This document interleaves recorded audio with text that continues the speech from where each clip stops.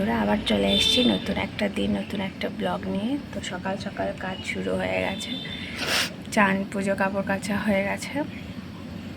তারপরে করছি টিফিন। তো টিফিন একটু চাউমিনই বানাবো।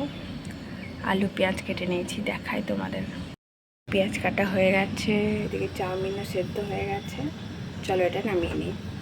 এই যে আমাদের অনেকটা খাওয়া হয়ে গেছে প্রায়। এটা বাবুর, এটা আমার, ওর বাবারটা ফাঁকা। চাউমিনটা খেতে দারুণ হয়েছিল, আবার আজকে পরিমাণে অল্প হয়ে গিয়েছে। তো চলো দেখতে থাকো। হওয়ার পরে যা কাজ তাই, এক গাদা বাসন হয়ে গেছিলো টিফিনের পর। তো ভাবলাম আগে বাসনগুলো মেজে নিই। আর এদিকে কিন্তু আমি আর এক বালতি কাপড় ডুবিয়ে দিয়েছি, প্লাস ভাতও বসিয়ে দিয়েছি। তারপরে আমার সাথে এক ট্র্যাজেডি হয়ে যায়। বাসনগুলো ধোয়ার পর মঙ্গল ফোন করে আর বলে বড় মা আজকেও আবার ডাকছে, যেতে হবে বড় মার বাড়ি। ওরা আবার কি করা, সে কাপড় চোপড়গুলো আবার কাচলাম, কেচে ভাতটা ফুটিয়ে ভাত করে ফুটো বাটি ঢাকা দিয়ে বেরিয়ে গেছিলাম। তো টোটো করে চলে এসেছি। আর বাড়ি বড়মাদের বাড়ির এখানটাতে হেঁটে চললাম বড়মাদের বাড়ি। দেখো চলে এসেছি বড়মার বাড়ির কাছাকাছি। দুজনে একটু ভিডিও করে নিচ্ছিলাম রাস্তাতেই। প্রচুর কাজ বড়মাদের বাড়িতে গিয়ে। একটু টিফিনটাও বানিয়েছি, তারপরে রান্নাবান্না ছিল অল্প একটু। তো এই যে সবজি এখানে কাটাকাটি হচ্ছিলো, আর বড়মাদের এখানে মাংস কেনা হচ্ছিলো। প্রায় 1.5 কিলো মতন পাঁঠার মাংস নেওয়া হচ্ছিলো। আর ছিল 4 কিলো খাসির ভুট্টি, সেগুলো আমি আর পাপিয়া পরিষ্কার করেছি। এখানে দিদি আবার খাসির মাংস নিচ্ছিল।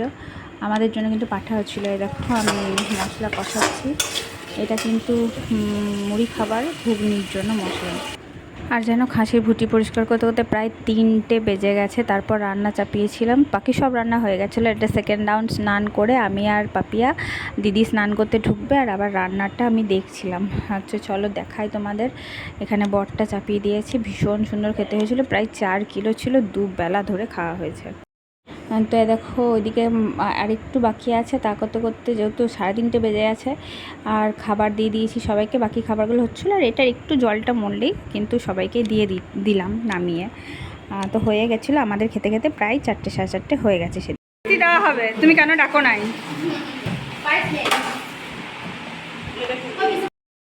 এখানে বিকালে চলছে আবার সিম্বার খেলা। আগের দিন তোমাদের দেখিয়েছিলাম। আজকে দীপ্ত, রিমি, আরাধ্যা, বড় মা, বড় বাবা সবাই আছে, পাপিয়া, আমি সবাই ছিলাম। দীপ্তর খেলা দেখছিলাম, সিম্বার খেলা দেখছিলাম।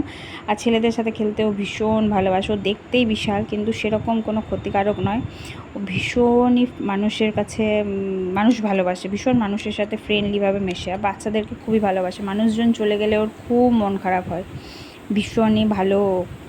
তারপর সন্ধ্যাবেলায় দিকে আবার কাজকর্ম শুরু হয়। সেরকম রান্না ছিল না, শুধু দিনেকার তরকারি একটু কম ছিল, শুধু মাংসটা। এতগুলো মানুষ আছে তাই পটল আলুর তরকারি একটু চাপিয়ে দিয়েছিলাম। তো ভীষণ গরম লাগছিল, করতে মন করছিল না, কিন্তু এতগুলো মানুষ আছে, রাতে খাওয়ার সময় যদি তরকারি কম পড়ে, সেই জন্য একটু পটল আর আলু তাড়াতাড়ি কেটে দুটোকে একটু তাড়াতাড়ি কষে নিয়ে তরকারিটা আমি বসিয়ে দিয়েছিলাম। সন্ধ্যেবেলায় একটু তরকারি করার আছে, বসিয়ে দিয়েছি তরকারি।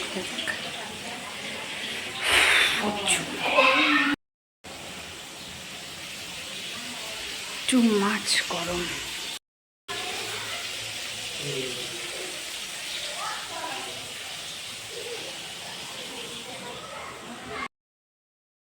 মারামারি দীপ্ত আর দীপ্ত দিদির, আর আরাধ্যা তাদেরকে সামলাচ্ছে।